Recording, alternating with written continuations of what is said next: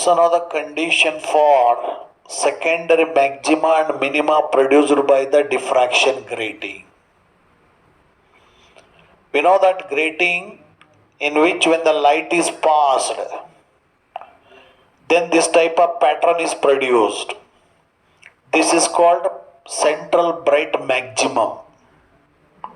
And either side of the central maximum, 1, 2, 3, etc. on the right side and 1, 2, 3 on the left side are called principal maxima. This is first order principal maxima, this is second order, third order, etc. on either side of the central maxima are produced. And these are all called A, B, C, D, E, F, G. These are all called secondary maxima and minima. So this B, D, F are called secondary maxima. A, C, E, G are called secondary minima. Now we can discuss about the secondary maxima and minima produced by the diffraction grating. So we know that condition for principal maxima A plus B sin theta n is equal to n lambda. This A plus B is called grating element or nothing but the grating constant. A is the width of the slit and B is the width of the opaque. So this A plus B is equal to 1 by n. N means total number of lines on the grating. Capital N is total number of lines on the grating. Usually 15,000 lines are drawn per inch on the grating by using the fine diamond pointer. Even the fine diamond pointer in the glass plate ಮೇಲೆ nearly 15,000 lines ಅನ್ನು draw ಮಾಡಿರ್ತಾರೆ per inch. ಈ ರೀತಿ grating ಮಾಡಿರ್ತಾರೆ, ಅಂದರೆ ತುರಿದಿರ್ತಾರೆ glass plate ಅನ್ನ diamond pointer ಇಂದ. So ಈಗ ದಟ್ ಎನ್ ಅಂದರೆ total number of lines. 1 by n is equal to A plus B ಅಥವಾ ಗ್ರೇಟಿಂಗ್ ಎಲಿಮೆಂಟ್ ಅಥವಾ ಗ್ರೇಟಿಂಗ್ ಕಾನ್ಸ್ಟೆಂಟ್ ಆಗುತ್ತೆ. 1 means 1 inch divided by 15,000. So 1 inch is nothing but the 2.56 centimeter. Meter convert ಮಾಡಿದ್ರೆ into 10⁻², divided by 1.5 into 10⁴ is equal to 1.7 into 10⁻6 meter is the grating constant or nothing but grating element. Means sum of the width of the slit and width of the opaque is called grating constant or grating element is equal to 1.7 into 10⁻6 meter, which is greater than the wavelength of light.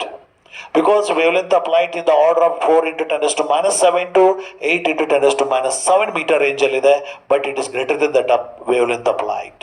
ಇಲ್ಲಿ theta n is the angle of diffraction for the nth principal maxima. Theta n is angle of diffraction for the nth principal maxima. N equal to 1, 2, 3, 4, etc. is called order of the principal maxima. N equal to 1 means first order principal maxima, either this or this, and n equal to 2 means this or this second order principal maxima, and so on. And this lambda is wavelength of light. So now the angle of diffraction increases by small value d theta by increasing the path difference between the secondary waves from the extreme points on the grating is lambda by n. ಈ ಒಂದು angle of diffraction d theta small ವ್ಯಾಲ್ಯೂನಲ್ಲಿ increase ಆಗ್ತಾ ಹೋಗುತ್ತೆ in terms of d theta. ಯಾವಾಗ ಆ ಒಂದು ಗ್ರೇಟಿಂಗ್ನ extreme points ಇಂದ ಬಂದಿರತಕ್ಕಂಥ ಆರಿಜಿನೇಟ್ ಆಗಿರೋ ಸೆಕೆಂಡರಿ ವೇವ್ಸ್ ಅಲ್ಲಿ ಇರ್ತಕ್ಕಂಥ path difference lambda by n times increase ಆಗ್ತಾ ಹೋದಾಗ, lambda is wavelength of light and n is the total number of lines on the grating. This much of path difference increase ಆಗ್ತಾ ಹೋದ್ರೆ ಅಲ್ಲಿ D theta ಅಂತಕ್ಕಂಥ angle ಸಹಿತ increase ಆಗ್ತಾ ಹೋಗುತ್ತೆ, angle of diffraction ಸಹಿತ ಇನ್ಕ್ರೀಸ್ ಆಗುತ್ತೆ. If the path difference between the secondary waves originate from the extreme points on the grating is lambda n by n into n is equal to lambda. ಆಗ each slit, that means that wavefront is divided into the two equal halves. Lambda ಅಂದರೆ path difference between the extreme points originate from the extreme points on the grating.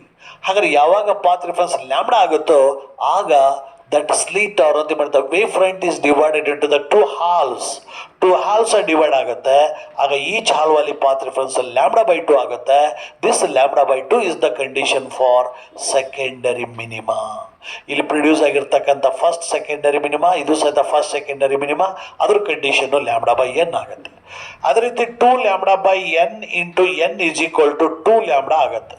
ಯಾವಾಗ path difference of the secondary waves originate from the extreme points and the grating is 2 lambda ಆಗುತ್ತೋ ಆಗ that wave front is divided in the 4 equal halls.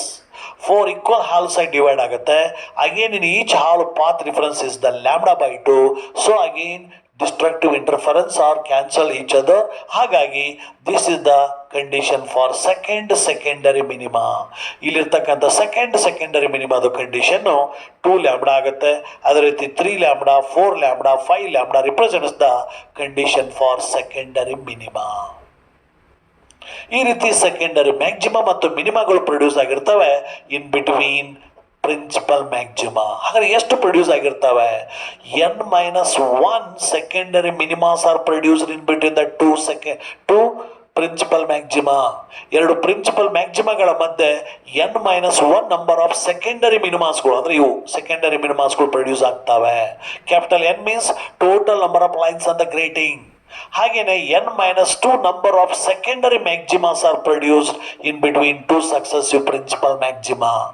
ಅಂದ್ರೆ ಇಲ್ಲಿ B D F ಅದವಲ್ಲ ಇವು secondary maxima ಅಂತ ಕರಿತೀವಿ. A C E G ಅದವಲ್ಲ ಇವಕ್ಕೆ secondary minima ಅಂತ ಕರಿತೀವಿ. n-1 ಸೆಕೆಂಡರಿ ಮಿನಿಮಾಗಳು ಪ್ರೊಡ್ಯೂಸ್ ಆಗ್ತವೆ, n-2 ಸೆಕೆಂಡರಿ ಮ್ಯಾಕ್ಸಿಮಾಗಳು ಪ್ರೊಡ್ಯೂಸ್ ಆಗಿರ್ತವೆ ಇನ್ ಬಿಟ್ವೀನ್ 2 ಪ್ರಿನ್ಸಿಪಲ್ ಮ್ಯಾಕ್ಸಿಮಾ. ಅದೇ ನಾವೇನಾದರೂ ವೈಟ್ ಲೈಟ್ ಅನ್ನು ಯೂಸ್ ಮಾಡಿದ್ರೆ, ಕಾಂಪೋಸಿಟ್ ಲೈಟ್ ಅನ್ನು ಯೂಸ್ ಮಾಡಿದ್ರೆ, central bright band is white. Central band bright ಆಗಿರುತ್ತೆ. ಅನ್ನ ಇದರ್ ಸೈಡ್ ಫಸ್ಟ್ ಆರ್ಡರ್ ಬ್ಯಾಂಡ್ ಇರೋ ಜಾಗದಲ್ಲಿ ಪ್ರಿನ್ಸಿಪಲ್ ಇಲ್ಲೊಂದು ಸ್ಪೆಕ್ಟ್ರಮ್ ಪ್ರೊಡ್ಯೂಸ್ ಆಗುತ್ತೆ. ಈ ಒಂದು ಸೆಕೆಂಡ್ ಆರ್ಡರ್ ಪ್ರಿನ್ಸಿಪಲ್ ಮ್ಯಾಕ್ಸಿಮಾದಲ್ಲಿ ಮತ್ತೊಂದು ಸ್ಪೆಕ್ಟ್ರಮ್ ಪ್ರೊಡ್ಯೂಸ್ ಆಗುತ್ತೆ. ಥರ್ಡ್ ಆರ್ಡರ್ ಪ್ರಿನ್ಸಿಪಲ್ ಮ್ಯಾಕ್ಸಿಮಾದಲ್ಲಿ ಮತ್ತೊಂದು ಸ್ಪೆಕ್ಟ್ರಮ್ ಪ್ರೊಡ್ಯೂಸ್ ಆಗುತ್ತೆ. ಈ ರೀತಿ number of spectras are produced on either side of the central maxima. ಈ ರೀತಿ ನಾವು ಡಿಫ್ರಾಕ್ಷನ್ ರೇಟಿಂಗ್ ಅಲ್ಲಿ ವೈಟ್ ಲೈಟ್ ಅನ್ನು ಪಾಸ್ ಮಾಡಿದ್ರೆ ನಂಬರ್ ಆಫ್ ಸ್ಪೆಕ್ಟ್ರಗಳು ಪ್ರೊಡ್ಯೂಸ್ ಆಗ್ತವೆ on either side of the principal maxima. Now we can derive the equation for width of the central maximum. ಈ ಒಂದು angular width of the central maximum ಬೇಕು. Angular width of the central maximum ಅಂದ್ರೆ ಎಲ್ಲಿಂದ? So ಈ ಒಂದು first minima ಮತ್ತು centre of the principal ಮ್ಯಾಕ್ಸಿಮಗಳ ಮಧ್ಯೆ ಇರ್ತಕ್ಕಂಥ ಆಂಗಲ್ ಅನ್ನ ಹಾಫ್ ಆಂಗ್ಯುಲರ್ ವಿಡ್ತ್ ಅಂತ ಕರಿತೀವಿ. ಸೊ ಇಲ್ಲಿಂದ ಇಲ್ಲಿವರೆಗೆ ಇರ್ತಕ್ಕಂಥದ್ದು ಡಿ ಥೀಟಾ ಆಗುತ್ತೆ. ಈ ಡಿ ಥೀಟಾ ವ್ಯಾಲ್ಯೂ ಕ್ಯಾಲ್ಕುಲೇಟ್ ಮಾಡಬೇಕು. So we know that equation a plus b sin theta n equal to n lambda is the equation for principal maxima. Condition for principal maxima ಗೊತ್ತು. ಅದೇ ರೀತಿ theta n plus or minus d theta. Theta n plus d theta is the angle of diffraction for the first minimum of the one side. And theta n minus d theta is also angle of diffraction for the first minimum on the left side. Left side ಅಲ್ಲಿ ಇರ್ತಕ್ಕಂಥ first minima ಅದು angle of diffraction theta n minus d theta ಆಗುತ್ತೆ. Right side ಅಲ್ಲಿ ಇರ್ತಕ್ಕಂಥ first minima ಅದು angle of diffraction theta n plus d theta ಆಗುತ್ತೆ. ಹಾಗಾಗಿ according to this it can be return as a plus b sine theta n plus r minus d theta is equal to n lambda plus r minus lambda divided by n ಆಯಿತು. ನಾವು dividing equation 2/1 ಆಗ a plus b get cancelled. Numerator is sin theta n plus or minus d theta divided by denominator is sin theta n is equal to n lambda plus or minus lambda n divided by n lambda. Now I have to simplify according to the formula sin a plus b. Sin a plus b is equal to sin a cos b plus cos a sin b.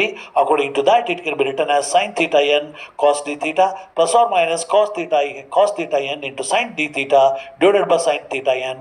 So right side ಅಲ್ಲಿ d n lambda cancel ಆಗಿ 1 plus or minus lambda cancel ಆಗಿ 1 divided by small n divided by capital N ಆಯಿತು.